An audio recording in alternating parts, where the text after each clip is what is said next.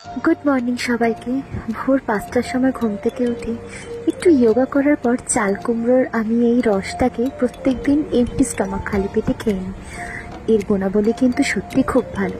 এটা একটা পরে ভিডিও করে তোমাদের সবাইকে জানাবো। তো আজকে সকালবেলা হঠাৎ ফ্রিজ খুলে দেখি সেরকম কিছুই নেই বাজারে, সামান্য কয়েকটা চিংড়ি মাছ আর কয়েকটা লাউ পাতা পড়ে রয়েছে। তাই মাথায় একটু বুদ্ধি এলো, আজ তো বৃষ্টি পড়ছে জমজমিয়ে, তাহলে আজ একটুখানি সর্ষে ভাপাই খাওয়া যাক। তো লাউ পাতা দিয়ে আজকে আমি চিংড়ি মাছের সর্ষে ভাপা করবো।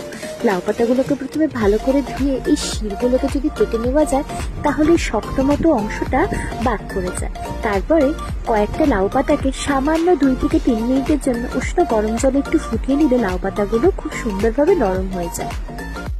এর পাশাপাশি আমি যে ইনগ্রিডিয়েন্টসগুলো নিয়েছি সেগুলো একটু তোমাদের সাথে শেয়ার করে দিলাম। এই যে এখানে রয়েছে লাউ পাতা, যেটা জলের মধ্যে ভিজিয়ে রেখেছিলাম সেটা, এবং তার সাথে রয়েছে টক দই, কাচিঘানি, মাস্টার্ড অয়েল, তারপরে তোমাদের হলো নারকোল কোড়ানো। নারকোল কোড়াটা আমার ছিল না, আমি অনলাইনে বুকিং করেছিলাম, এবং সত্যি সামান্য মানে তোমার যতটা পরিমাণ লাগবে তোমরা দেবে। আর সাদা সর্ষে, কালো সর্ষে, কাঁচা লঙ্কা মিক্সড করে নিলাম, নিয়ে এগুলোকে একসাথে মিক্সড করে রাখবো। এবারে যেহেতু ইনগ্রিডিয়েন্টস বলতে চিংড়ি মাছ যেহেতু অল্প, আর তো কোনো সবজি ছিল না, তাই মাথায় বুদ্ধি এসেছিল যে সামান্য যদি আলুগুলোকে কুচি কুচি করে কেটে ম্যারিনেট করে যদি সর্ষে ভাপার মতো করা যেতে পারে তাহলে বেশ ভালোই লাগবে। ব্যাস, যখনই বুদ্ধি ওই কাজ।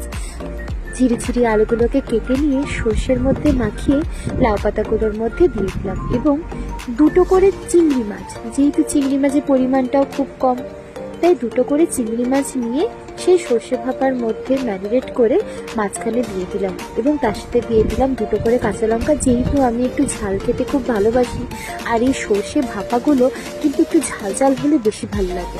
আর এই কাচিঘানি, মাস্টার্ড অয়েল, এইগুলোকে একটুখানি করে তেল উপর দিয়ে ছড়িয়ে দেবো। হ্যাঁ, তার আগে যদি যার যেরকম প্রয়োজন, আমার মনে হয়েছিল যে লাউ পাতা মানে ওপর দিকে একটুখানি যদি ব্রাশ করে নেওয়া যায় সর্ষের তেল, তাহলে হয়তো খুব ভালোভাবেই একটা কাচ্চিঘানি যে মাস্টার্ড অয়েলের যে গন্ধটা সেটা খুব ভালো আসবে। আরও একটা জিনিস লক্ষ্য করবে বন্ধুরা, যদি তোমরা এই যে হালকা করে উষ্ণ গরম জলে লাউ পাতারি ভাপিয়ে নাও জাস্ট 2 থেকে 3 মিনিট, তাহলে কিন্তু বাইন্ডিং করার সময় সুতো লাগে না, তাহলে এই সুতো কিন্তু লাগবে না, জাস্ট এভাবে চেপে দিলেই হয়ে যাবে। তো আমি 2 রকমভাবেই আজকে ভাপা করেছিলাম। একটা হলো লাউ পাতাটাকে গরম জলের মধ্যে ফুটিয়ে নিয়ে একরকম ভাপা, আর একটা হলো কাঁচা কাঁচা লাউ পাতা ভাপা। তো দুটোই তোমাদের সাথে আজকে শেয়ার করব। তো দেখো, এইরকম করতে করতে 4খানা আমি করে ফেলেছি। দেখতে কিন্তু বেশ সুন্দর হয়েছে, খেতেও কিন্তু খুবই সুন্দর হবে আশা করছি। মাঝে মাঝে বর্ষাকালে খুব ইচ্ছে করে একটুখানি গরম গরম ভাতের সাথে এই সর্ষে ভাপা খেতে।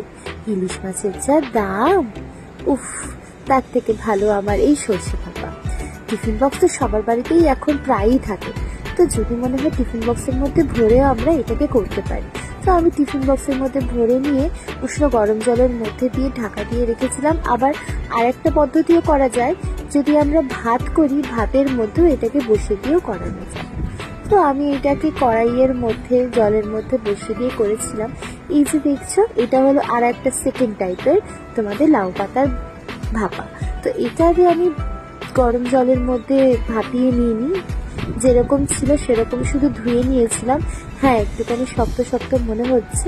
এর ওপরেও কিন্তু আমরা সর্ষের তেলটা ব্রাশ করে দেবো, যাতে এটা ঘ্রাণটা খুব সুন্দরভাবে আসে। আর ঠিক সেম ওই একই প্রসেসেই কিন্তু আমরা ওই ভাপাগুলোকে করব।